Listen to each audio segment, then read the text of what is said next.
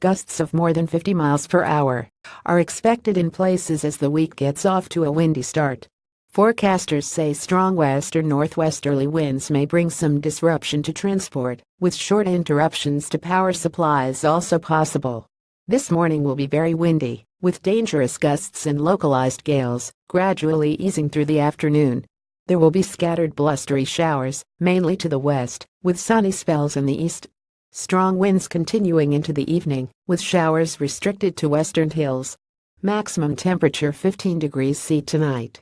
Strong gusty winds will persist, mainly across hills and coasts, with showers dying out. Tomorrow we'll see strong winds at first, but it will be dry, with very isolated showers. The outlook for the rest of the week is wet and windy, easing on Friday. Laura Patterson, operational chief meteorologist at the Met Office, explained how the remnants of Hurricanes Lee and Maria are affecting the weather.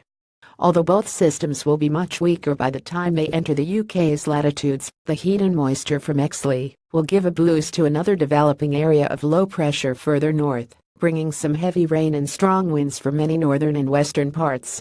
Meanwhile, the remnants of Maria may bring some rain across southern parts of the UK later on Monday, she said.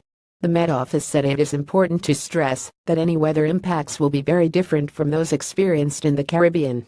Forecasters added that once these areas of low pressure clear away eastwards, the weather is likely to become more settled, with many places seeing some periods of dry, bright weather next week. Bookmaker Coral has cut the odds on it being the wettest October on record to 21 from 41 following a flurry of bets yesterday morning.